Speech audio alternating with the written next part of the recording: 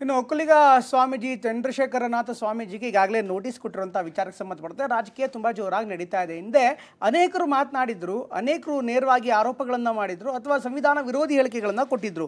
ಅಂಥವ್ರ ವಿರುದ್ಧ ಯಾಕೆ ಕ್ರಮ ಕೈಗೊಳ್ತಿಲ್ಲ ಅಂತ ಈಗ ನೇರವಾಗಿ ಸ್ವಾಮೀಜಿನೇ ಕೇಳ್ತಾ ಇದ್ದಾರೆ. ನನಗೆ ಆರೋಗ್ಯ ಸರಿ ಇಲ್ಲ, ಬರೋದಕ್ಕಾಗಲ್ಲ ಅಂತಂದ್ರೂ ಕೂಡ ಪೊಲೀಸರು ಬಿಡ್ತಾ ಇಲ್ಲ, ಇಲ್ಲೇ ಬಂದು ತನಿಖೆ ಮಾಡಿ ವಿಚಾರಣೆ ಮಾಡಿದ್ರು ನನ್ನನ್ನು ಬಿಡ್ತಾ ಇಲ್ಲ ಅಂತ ನೇರವಾಗಿ ಗಳಗಳನ್ನು ಕಣ್ಣೀರನ್ನು ಹಾಕ್ತಾ ಇದ್ದಾರೆ.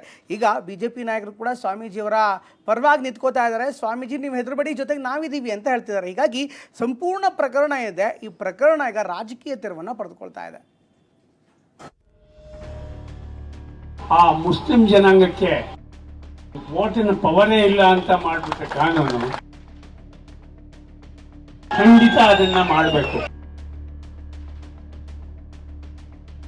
ತಗೊಳ್ಳಿ, ಏನೇನ್ ಮಾಡ್ತಾರೆ ಮಾಡ್ಲಿ, ನಾವೆಲ್ಲದಕ್ಕೂ ರೆಡಿಯಾಗಿರೋ. ಭಾರತದ ಪ್ರಜೆಯಾಗಿ ವಾಕ್ ಸ್ವಾತಂತ್ರ್ಯನೂ ಕೂಡ ಕೊಟ್ಟಿದ್ದಾರೆ. ಈ ಪ್ರಕರಣವನ್ನ ಇಲ್ಲಿಗೆ ಮುಕ್ತಾಯ ಮಾಡಲಿಕ್ಕೆ ಮಾನ್ಯ ಮುಖ್ಯಮಂತ್ರಿಗಳಲ್ಲಿ ಮನವಿ ಮಾಡ್ತೇನೆ.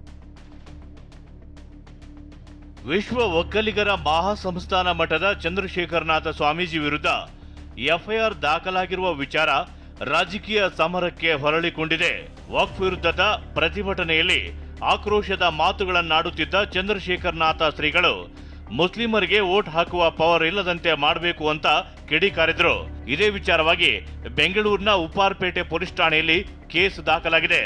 ಇವತ್ತು ಸ್ವಾಮೀಜಿಗಳು ವಿಚಾರಣೆಗೆ ಹಾಜರಾಗಬೇಕಿತ್ತು, ಆದರೆ ಅನಾರೋಗ್ಯ ಕಾರಣದಿಂದ ವಿಚಾರಣೆಗೆ ಹಾಜರಾಗೋದಕ್ಕೆ ಆಗಲ್ಲ ಅಂತ ಉಪ್ಪಾರಪೇಟೆ ಪೊಲೀಸ್ ಉಪನಿರೀಕ್ಷಕರಿಗೆ ಸ್ವಾಮೀಜಿಗಳು ಪತ್ರ ಬರೆದಿದ್ದಾರೆ. ನಾನೊಬ್ಬ 81 ವರ್ಷದ ವಯೋವೃದ್ಧನಾಗಿದ್ದು ಕ್ಯಾನ್ಸರ್ ಕಾಯಿಲೆಯಿಂದ ಬಳಲುತ್ತಿದ್ದೇನೆ. ಹೀಗಾಗಿ ಇಂದು ವಿಚಾರಣೆಗೆ ಹಾಜರಾಗಲು ಸಾಧ್ಯವಾಗುತ್ತಿಲ್ಲ. ವೈದ್ಯರು 10 ದಿನಗಳ ವಿಶ್ರಾಂತಿಗೆ ಸೂಚಿಸಿದ್ದಾರೆ. ಗುಣಮುಖರಾದಲ್ಲಿ ಡಿಸೆಂಬರ್ 18ರಂದು ವಿಚಾರಣೆಗೆ ಹಾಜರಾಗುತ್ತೇವೆ. ಸಾಧ್ಯವಾದರೆ ತನಿಖಾಧಿಕಾರಿಗಳೇ ಮಠಕ್ಕೆ ಬಂದು ಹೇಳಿಕೆ ಪಡೆಯಲು ಅಭ್ಯಂತರ ಇಲ್ಲ. ಈಗಾಗಲೇ ನಮ್ಮ ಹೇಳಿಕೆಗೆ ವಿಷಾದ ವ್ಯಕ್ತಪಡಿಸಲಾಗಿದೆ. ಸಮಾಜದ ಸ್ವಾಸ್ಥ್ಯದ ದೃಷ್ಟಿಯಿಂದ ಪ್ರಕರಣ ಬೆಳೆಸದೆ ಇಲ್ಲಿಗೆ ಮುಕ್ತಾಯಗೊಳಿಸಬೇಕೆಂದು ಮನವಿ ಮಾಡುತ್ತೇನೆ.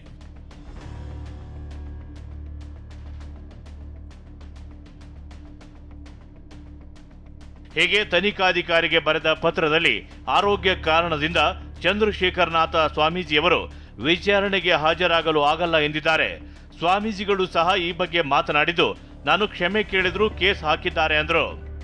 ಅದೇನ್ ಮಾಡ್ಕೋತಾರೋ ಮಾಡ್ಕೊಳ್ಳಿ. ಈಗ ನಮ್ಗೆ ಹುಷಾರಿಲ್ಲದೆ ಇರೋದ್ರಿಂದ 80 ವರ್ಷ ಆಗಿರೋದ್ರಿಂದ 80 ವರ್ಷ ಆದ್ಮೇಲೆ ಅಲ್ಲೇ ಹೋಗಿ ನಾವು ತಗೋಬೇಕು ಅಂತೇನೋ ಇದೆಯಂತೆ. ಅದು ನಮಗ್ ಗೊತ್ತಿಲ್ಲ. ಆದ್ರಿಂದ ಅವ್ರೇನ್ ಮಾಡ್ತಾರೋ ಮಾಡ್ಕೊ. ಇದರ ನಡುವೆ ಇವತ್ತು ಕೆಂಗೇರಿಯ ಮಠಕ್ಕೆ ಬಿಜೆಪಿ ರಾಜ್ಯಾಧ್ಯಕ್ಷ ಬಿವೈ ವಿಜಯೇಂದ್ರ ಮತ್ತು ಶಾಸಕ ಡಾಕ್ಟರ್ ಅಶ್ವಥ್ ನಾರಾಯಣ, ಛಲವಾದಿ ನಾರಾಯಣ ಸ್ವಾಮಿ ಸೇರಿ ಹಲವರು ಭೇಟಿ ಮಾಡಿದರು. ಇದೇ ವೇಳೆ ಮಾತನಾಡಿದ ಶಾಸಕ ಡಾಕ್ಟರ್ ಅಶ್ವಥ್ ನಾರಾಯಣ ಕಾಂಗ್ರೆಸ್ ವಿರುದ್ಧ ಕಿಡಿಕಾರಿದರು. ವಕ್ಫ್ ವಿಚಾರದಲ್ಲಿ ಆದ ಅನ್ಯಾಯದ ಕುರಿತು ಸ್ವಾಮೀಜಿ ಹೇಳಿದ್ದಾರೆ. ಇದಕ್ಕೆ ಈಗಾಗಲೇ ಅವರೇ ವಿಷಾದ ವ್ಯಕ್ತಪಡಿಸಿದ್ದಾರೆ. ನಿಮ್ಮ ಬೆದರಿಕೆಗಳಿಗೆ ಹೆದರಲ್ಲ ಅಂತ ಅಶ್ವಥ್ ನಾರಾಯಣ ಆಕ್ರೋಶ ಹೊರಹಾಕಿದರು. 80 ವರ್ಷಕ್ಕಿಂತ ಹೆಚ್ಚು ಪ್ರಾಯ ಆಗಿರೋರು ಇವತ್ತು ಅನಾರೋಗ್ಯದಿಂದ ಇದ್ದಾರೆ. ಬಹಳ ನೊಂದು, ನನಗೋಸ್ಕರ ಅಲ್ಲ, ನನ್ನನ್ನು ಬಿಡಿ, ನನ್ನ ಬಗ್ಗೆ ನೀವು ಯಾರು ತಲೆ ಕೆಡ್ಸ್ಕೋಬೇಡಿ, ಆಗಿದ್ದಾಗ್ಲಿ ಅನ್ನುವಂಥದ್ದಿದೆ.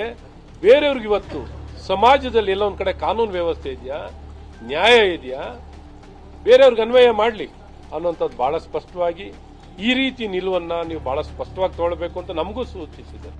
ಇನ್ನು ಇದೇ ವಿಚಾರಕ್ಕೆ ವಿಪಕ್ಷ ನಾಯಕ ಆರ್ ಅಶೋಕ್ ಕೆಂಡ ಕಾರಿದ್ದಾರೆ. ಸ್ವಾಮೀಜಿಯನ್ನ ಯಾವುದೇ ಕಾರಣಕ್ಕೂ ಮುಟ್ಟಬಾರದು ಎಂದು ಎಚ್ಚರಿಕೆ ಕೊಟ್ಟಿದ್ದಾರೆ. ಹೋಗಿ ಚುನಾವಣೆ ಬಂದಾಗ ಹೋಗಿ ಕಾಲ್ ಮುಗಿತಾ ಇದ್ರಲ್ಲ, ನೀವೇ ತಾನೆ ಹೋಗಿ ಕಾಲಕ್ಕೆ ಬಿದ್ದು ಏನು ಆಶೀರ್ವಾದ ಕೊಡಿ ಅಂತ ವಿಧಾನಸೌಧದಲ್ಲಿ ಪಾಕಿಸ್ತಾನ ಜಿಂದಾಬಾದ್ ಅಂತ ಕೂಗಿದ್ರಲ್ಲ, ಅವ್ರಿಗೆಲ್ಲ ಬಿರಿಯಾನಿ ಕೊಟ್ಟು ಕಳಿಸಿದ್ದೀರಾ? ಸ್ವಾಮೀಜಿಗೆ ಅಟ್ಲೀಸ್ಟ್ ನೀರನ್ನ ಕೊಡ್ಬೇಕಲ್ಲಪ್ಪ.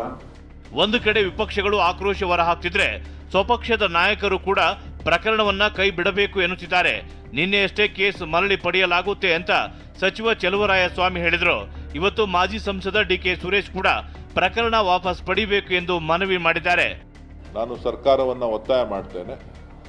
ಸ್ವಾಮೀಜಿಯವರು ಈಗಾಗಲೇ ಸ್ವತಃ ಹೇಳಿಕೆಯನ್ನ ಹಿಂಪಡೆದಿರೋದ್ರಿಂದ ಈ ಪ್ರಕರಣವನ್ನ ಇಲ್ಲಿಗೆ ಮುಕ್ತಾಯ ಮಾಡಲಿಕ್ಕೆ ತಾವು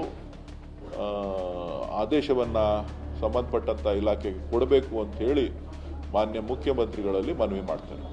ಸದ್ಯ ಪೊಲೀಸರು ಯಾವ ನಿರ್ಧಾರವನ್ನ ತೆಗೆದುಕೊಳ್ಳುತ್ತಾರೆ ಅನ್ನೋದನ್ನ ಕಾದು ನೋಡಬೇಕು. ಈರಣ್ಣ ಬಸವ, TV9 ಬೆಂಗಳೂರು.